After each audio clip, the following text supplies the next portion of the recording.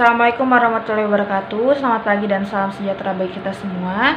Di sini kami dari kelompok 6B dengan materi strategi pencegahan dan pemberantasan korupsi akan mendiskusikan dan menjelaskan hasil dari diskusi kami.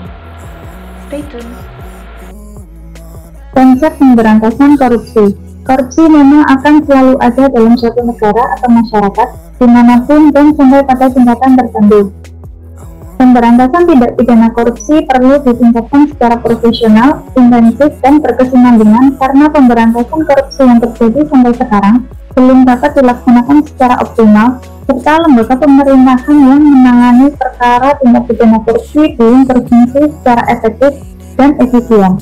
Dasar hukum dalam pemberantasan korupsi yang pertama ada Undang-Undang Nomor 3 Tahun 1971 tentang pemberantasan tindak pidana korupsi, ketetapan MPR Nomor 10 MPR 1998 tentang penyelenggaraan negara yang bersih dan bebas KKN, yang ketiga Undang-Undang Nomor 28 Tahun 1999 tentang penyelenggaraan negara yang bersih dan bebas KKN, Undang-Undang Nomor 31 Tahun 1999 tentang pemberantasan tindak pidana korupsi, Peraturan Pemerintah Nomor 71 Tahun 2000 tentang tata cara pelaksanaan peran serta masyarakat dan pemberian penghargaan dalam pencegahan dan pemberantasan tindak pidana korupsi, Undang-Undang Nomor 20 Tahun 2001 tentang pemberantasan tindak pidana korupsi, Undang-Undang Nomor 30 Tahun 2002 tentang Komisi Pemberantasan Tindak Pidana Korupsi, Undang-Undang Nomor 15 Tahun 2002 tentang tindak pidana pencucian uang.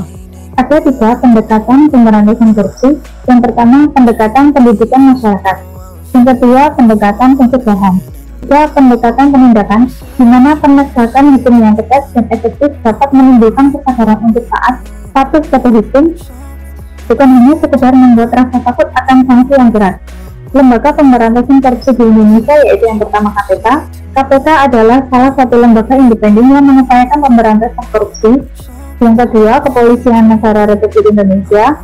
Polri bertugas dalam penyelidikan dan penyidikan atas semua tindak pidana termasuk korupsi. Yang ketiga, Kejaksaan Agung. Kejaksaan berwenang untuk bertindak sebagai penuntut umum dan pelaksana putusan pengadilan yang telah memperoleh kekuatan hukum serta wewenang berdasarkan undang-undang.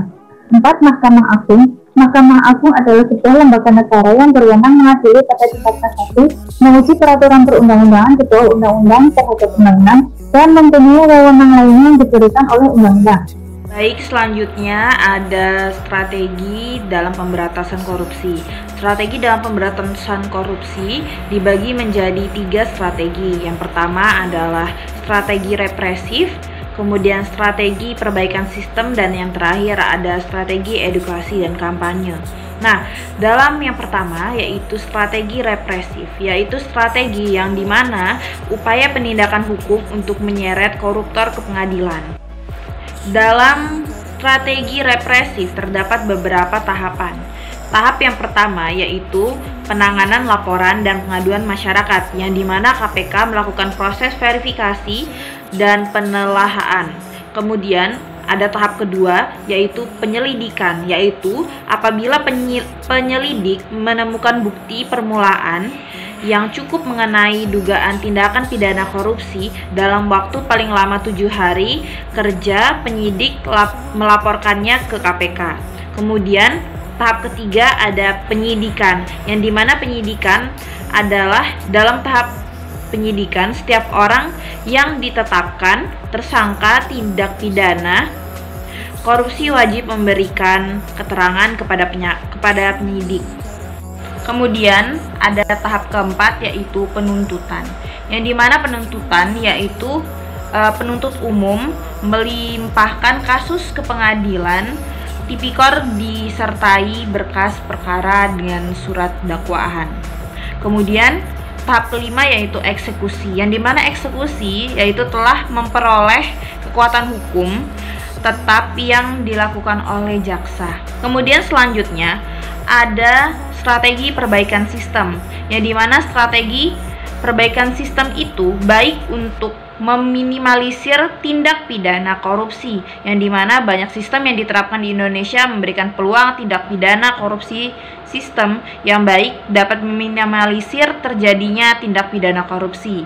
Maka diperlukannya sistem yang mampu mendorong transparansi penyelenggaraan negara seperti yang dilakukan KPK, menerima laporan harta kekayaan penyelenggaraan negara atau LHKPN.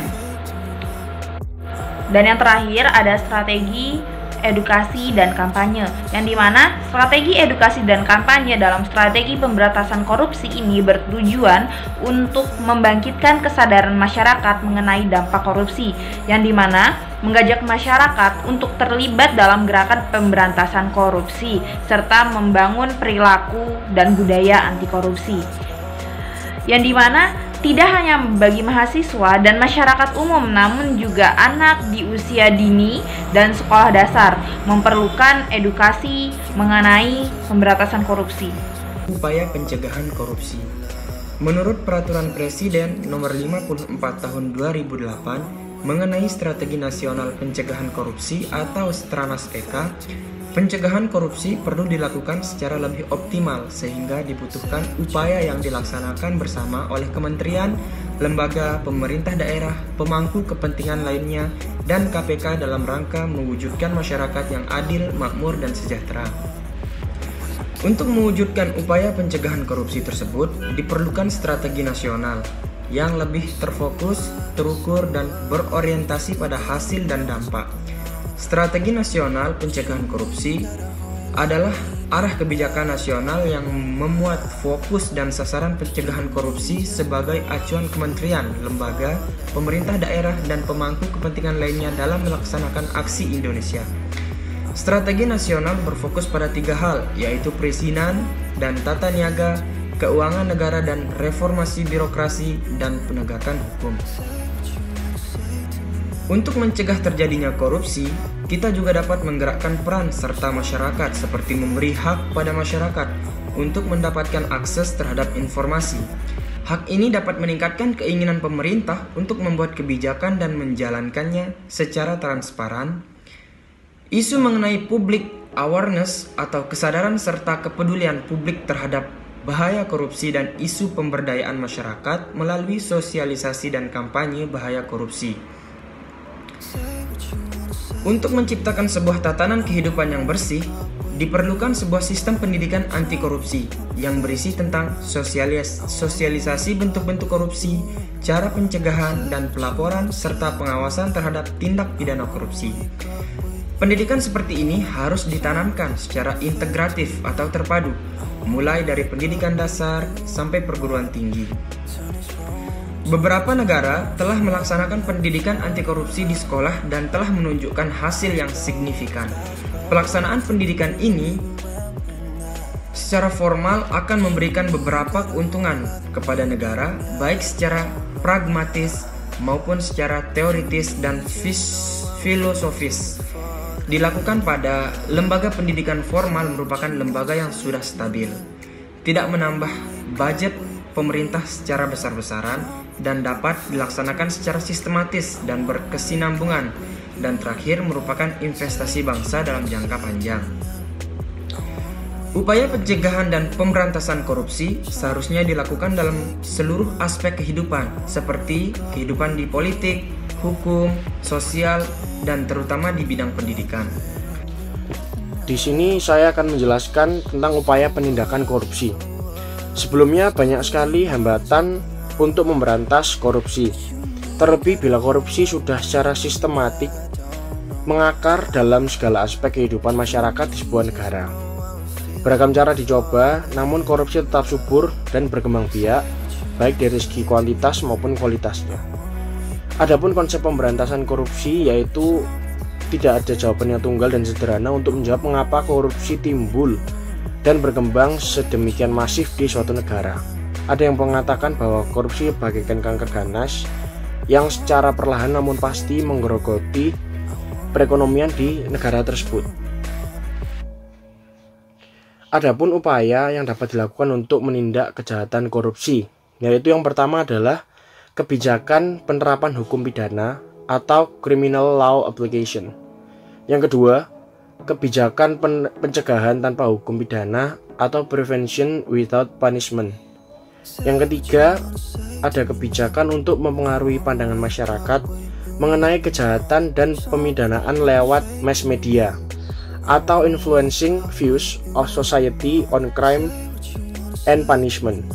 Sekian dari saya, terima kasih.